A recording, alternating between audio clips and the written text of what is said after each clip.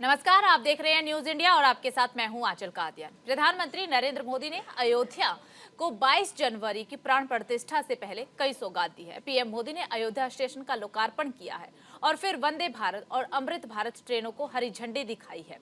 लोकार्पण के बाद पीएम मोदी ने संबोधित करते हुए कहा कि पिछले 9 सालों में भारत में विश्व स्तरीय इंफ्रास्ट्रक्चर और कनेक्टिविटी का अभूतपूर्व विस्तार हुआ है। साथ ही पीएम मोदी ने यह भी कहा है कि आज पूरी दुनिया उत्सुकता के साथ 22 जनवरी के ऐतिहासिक क्षण का इंतजार कर रही है। ऐसे में अयोध्या वासियों में ये उत्साह और उमंग स्वाभाविक है।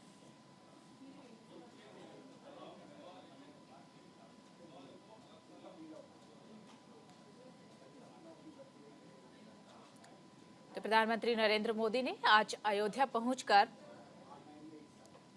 ट्रेन को हरी झंडी दिखाई। इसी के साथ जहां रेलवे स्टेशन का लोकार्पण किया, तो अयोध्या वासियों को करोड़ों की सौगात भी आज प्रधानमंत्री नरेंद्र मोदी की तरफ से दी गई। इसी के साथ प्रधानमंत्री नरेंद्र मोदी ने अपने संबोधन में कहा कि अयोध्या वासियों के साथ साथ देश भर को अब 22 जनवरी का इंतजार है, जब रामलला विराजमानेंगे। और साथ ही प्रधानमंत्री नरेंद्र मोदी की तरफ से यह भी कहा गया कि मैं भी आम लोगों की तरह राम भक्त हूं, मुझे भी 22 जनवरी का इंतजार है। साथ ही कनेक्टिविटी का जिक्र भी प्रधानमंत्री नरेंद्र मोदी की तरफ से अपने संबोधन में किया गया।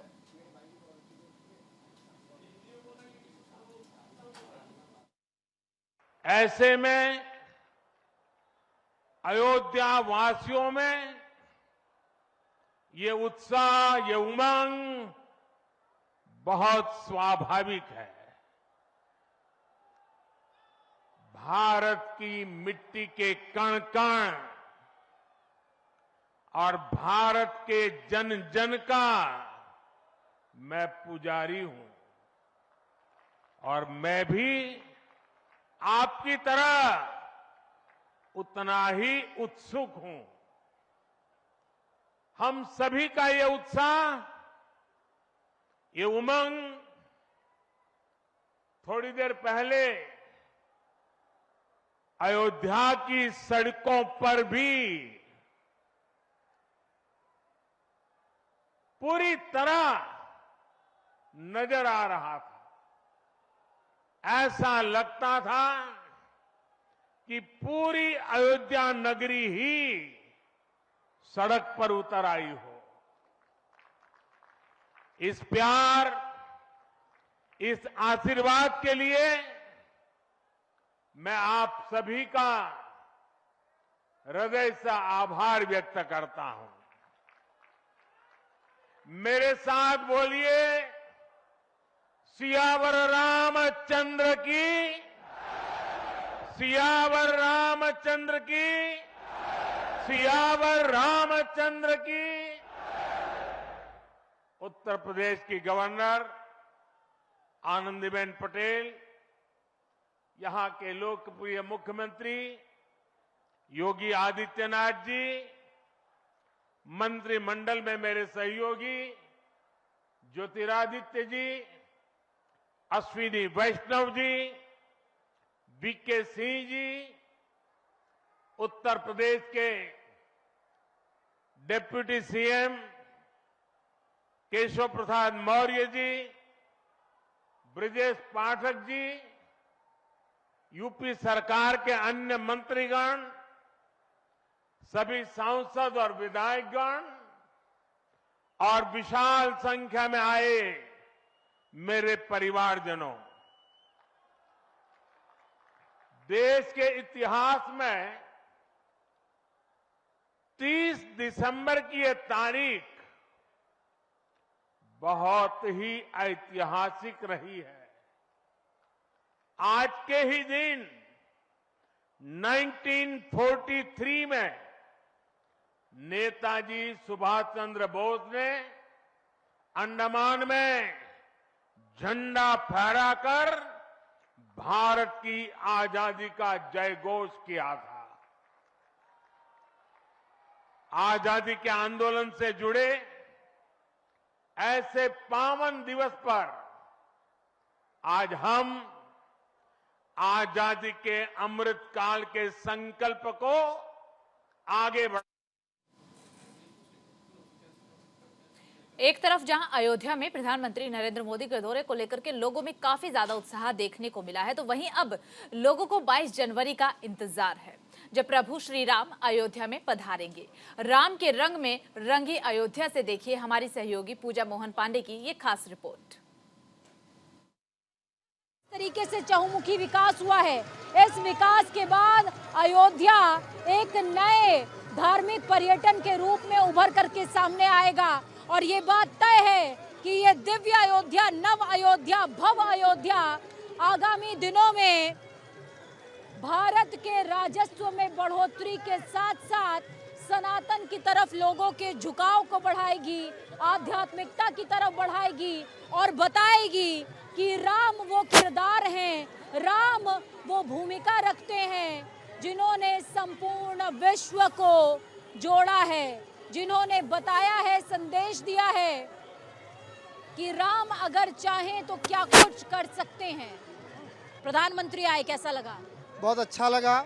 ये हम सभी सनातनियों और हिंदुओं के लिए एक गर्व का विषय है कि आज हम लोगों को ये देखने को मिल रहा है, हमारी पीढ़ी को ये गर्व का विषय है। हमारे कितने पूर्वज ये संघर्ष करते करते अपनी प्राणों की आहुति दिया है।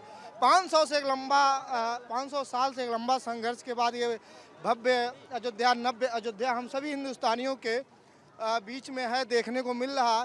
तो हम सभी युवा पीढ़ी बहुत उत्साह से यहाँ आए थे अपने प्रधानमंत्री जी का स्वागत करने के लिए। बिल्कुल, देखिए कंधे पर भगवा ध्वज, राम नाम का ध्वज लिए युवा हो या बुजुर्ग यहाँ से आगे बढ़ रहे हैं और ये संदेश दे रहे हैं संपूर्ण विश्व को, संपूर्ण अयोध्या को और संपूर्ण भारतवर्ष को कि यहाँ से जो नारा गुंजायमान होगा वो 24 तक भी जाएगा और युगों युगों तक याद रखा जाएगा, क्योंकि राम ने अयोध्या में, अयोध्या के लिए 500 सालों से ज्यादा की प्रतीक्षा करी। वो प्रतीक्षा अब समाप्त हो रही है, वो प्रतीक्षा अब खत्म हो रही है और यहाँ से उदय हो रहा है भव्य नव दिव्य अयोध्या का, वो अयोध्या जो भारत के गौरव गान के साथ साथ संपूर्ण विश्व को एक सूत्र में बांधने का, प्रेम के सूत्र में बांधने का संदेश दे रही है।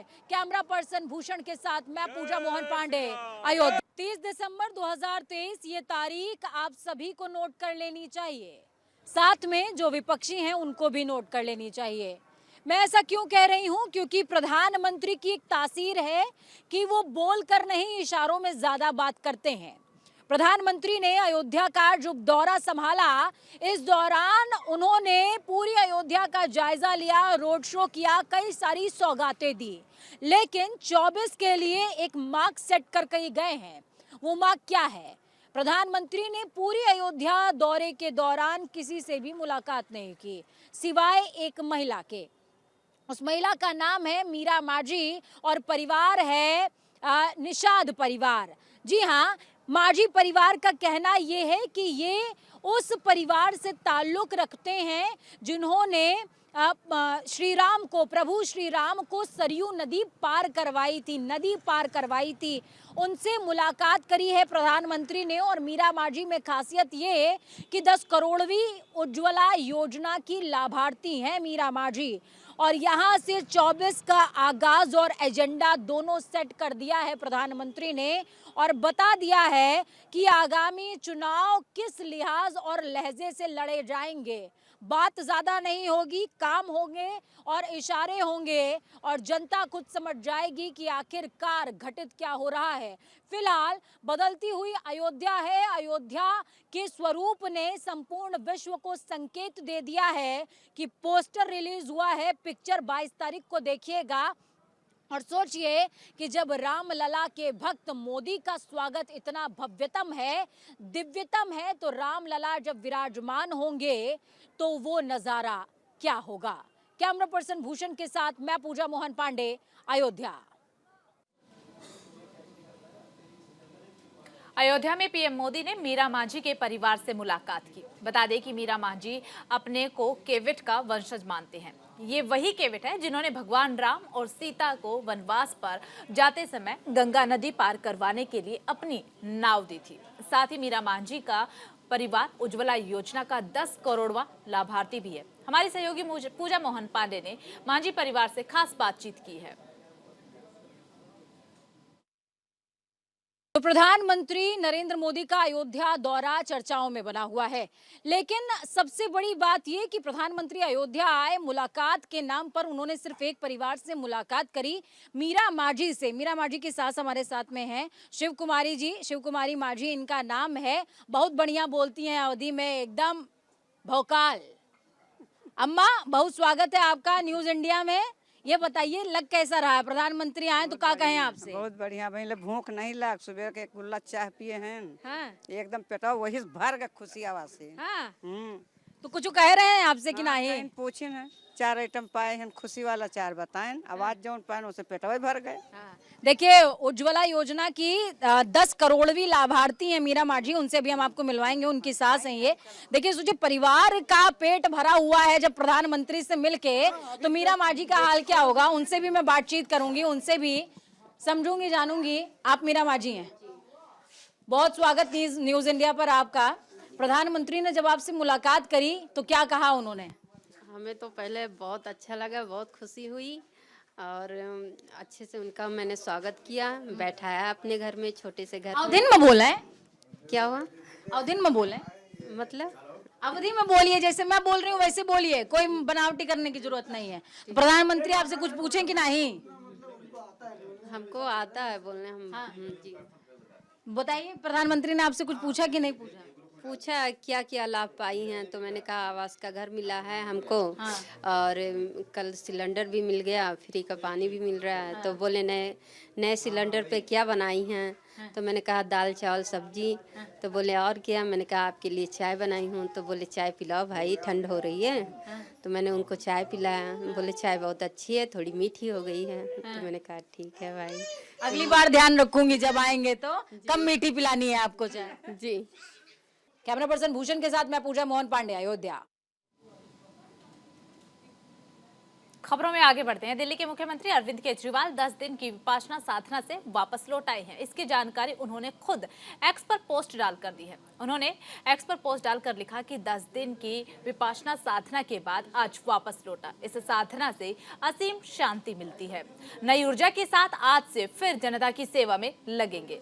सबका मंगल हो।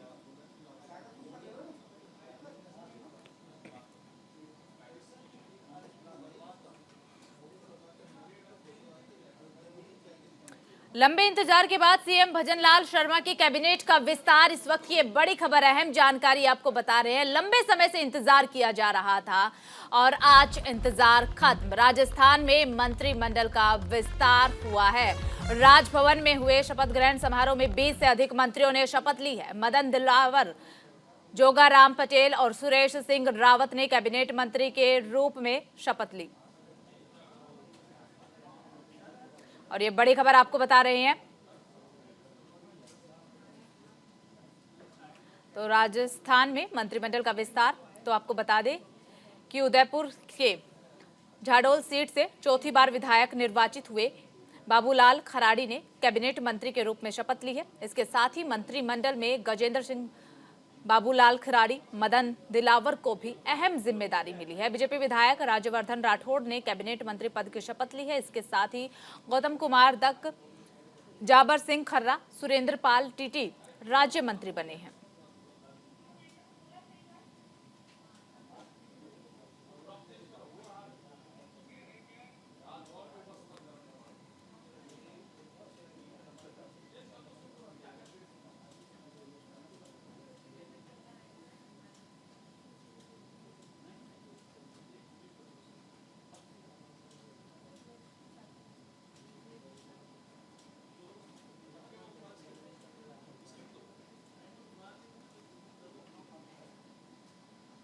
राजस्थान पुलिस महकमे में बड़ा बदलाव। आईपीएस उत्कल रंजन ने संभाला डीजीपी का कार्यभार। उमेश मिश्रा को वीआरएस मंजूर। अशोक गहलोत के पसंदीदा अफसर में से एक है उमेश मिश्रा। राजस्थान में सरकार बदलने के साथ ही अब पुलिस महकमे में भी बड़े बदलाव देखने को मिल रही है। तो वहीं अब राजस्थान में पुलिस महानिदेशक भी बदल दिए गए हैं। राजस्थान में आईपीएस उत्कल रंजन साहू को कार्यवाहक डीजीपी का कार्यभार सौंपा गया है। तो वर्तमान डीजीपी उमेश मिश्रा को वीआरएस मंजूर कर लिया गया है। इसी के साथ आपको ये भी बता देते हैं कि उमेश मिश्रा पूर्व सीएम अशोक गहलोत के पसंदीदा अफसरों में गिने जाते हैं।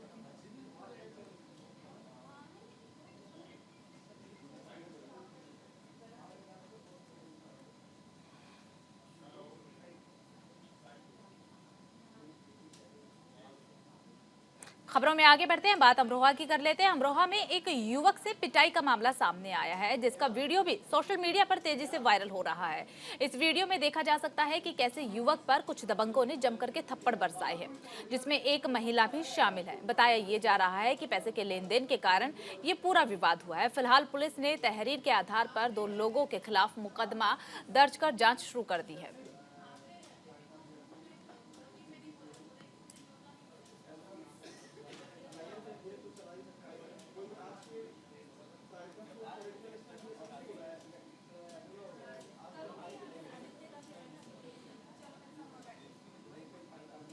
गोपालगंज में पुलिस ने फरार जालसाज भूमाफिया के घर को बुलडोजर चला करके कुर्क किया है। साथ ही पुलिस घर से फर्नीचर समेत सभी सामान को थाने लाई है। बता दें कि पुलिस ने ये कार्रवाई कोर्ट के आदेश पर की है। इसी के साथ ये भी बता देते हैं कि कुख्यात फरार भूमाफिया योगेंद्र पंडित के ऊपर जमीन का फर्जी दस्तावेज बनाकर शहर में जमीन बेचने और फर्जी दस्तावेज के आधार पर जमीन हड़पने का आरोप लग चुका है। इसी वजह से उसके घर पर यह बड़ी कार्रवाई की गई है।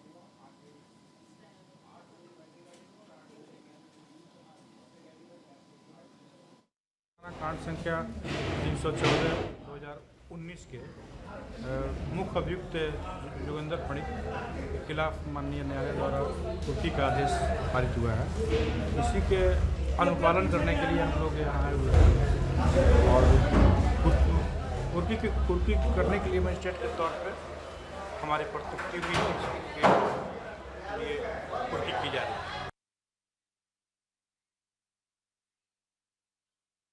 गोपालगंज नगर थाना कांड संख्या 314/19 के प्राथमिकी अभियुक्त योगेंद्र पंडित के विरुद्ध जो फरार है, हम बात करवा दिया जाएगा। अभी बाहर निकले हुए हम लोग। खबरों में आगे बढ़ते हैं और बात ग्रेटर नोएडा की कर लेते हैं। ग्रेटर नोएडा में विद्युत संविदा कर्मचारियों ने बिजली का बिल जमा करने गए युवक के साथ पिटाई की है। बता दें कि बिजली बिल को लेकर के विवाद हुआ था, जिसके बाद विद्युत विभाग के दफ्तर के पास ही युवक को कर्मचारियों ने जमकर पीटा है। इसका वीडियो भी सोशल मीडिया पर वायरल हो रहा है। पुलिस ने मामले का संज्ञान लेते हुए मुकदमा दर्ज कर लिया है। मामला एनटीपीसी चौकी थाना क्षेत्र के प्यावली गाँव के बिजली घर का है।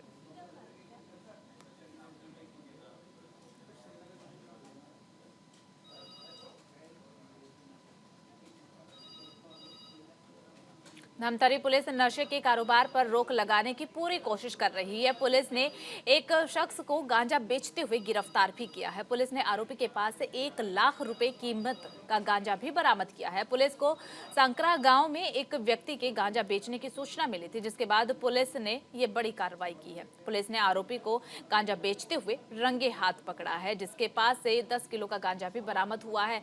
पुलिस का कहना यह है कि आरोपी ढावल साहू कुछ महीने से गांजा बेचने का काम कर रहा था। पुलिस ने आरोपी के खिलाफ एनडीपीएस एक्ट के तहत ये कार्रवाई करते हुए जेल भेज दिया है। हमें पुलिस अधीक्षक महोदय के निर्देशन और एडिशनल एसपी के मार्गदर्शन में जो धमतरी पुलिस है वो नशे के विरुद्ध जो है मुहिम छेड़े हुए हैं। उसी के तारतम्य में अर्जुनी थाने के अंतर्गत मुखबिर ने सूचना दी कि सांकरा गांव में एक व्यक्ति जो है अपने घर से ही अवैध रूप से गांजा की बिक्री कर रहा है। इसकी सूचना पर मौके पर पुलिस पहुंची और पुलिस ने जो है उनके घर की तलाशी ली। तलाशी में जो है वो 10 किलो गांजा जो है वो प्राप्त हुआ है। तो उसके खिलाफ जो है एनडीपीएस के धारा के तहत एफआईआर पंजीबद्ध कर रिमांड में लिया। तो उधर दुर्ग में महिला से ठगी की घटना सामने आई है। ठग लोगों से धोखाधड़ी करने के नए पैतरे अपना रही है। राजीव नगर में कुछ लड़कों ने महिला को लोन देने के नाम पर ठगी की है। ठगों ने महिलाओं से 1 5% ब्याज पर लोन देने की बात कही। लड़कों ने महिलाओं से कहा कि अगर उनके अकाउंट में 1 लाख रुपए रहे तो लोन मिलने में आसानी होगी। महिला ने जैसे ही अपने एक अकाउंट से 1 लाख रुपए जमा किए तो ठग उनके अकाउंट के सारे पैसे निकाल करके फरार हो गए। महिला ने ठगी की शिकायत दुर्ग के कोतवाली में थाने में दर्ज करवाई है।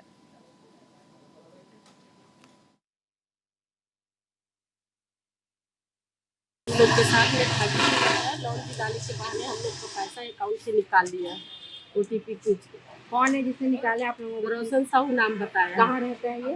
वो बोला है कि मैं रायपुर में जॉब करता हूँ, महादेव घाट, और उससे ज़्यादा मैं नहीं आप लोग कब से जानते थे उसको? उसको नहीं जानते हम लोग। एक हफ्ते में वो 2-3 बार आया हो। तो किसके थ्रू मिले थे आप लोग? किसके माध्यम से उससे मिले थे? एक वही पे महिला है बुजुर्ग, मीना ठाकुर के नाम से, उसके यहाँ है। कहाँ? और फिलहाल इस बुलेटिन में सिर्फ इतना ही। बाकी खबरों के लिए बने रहिए न्यूज़ इंडिया के साथ।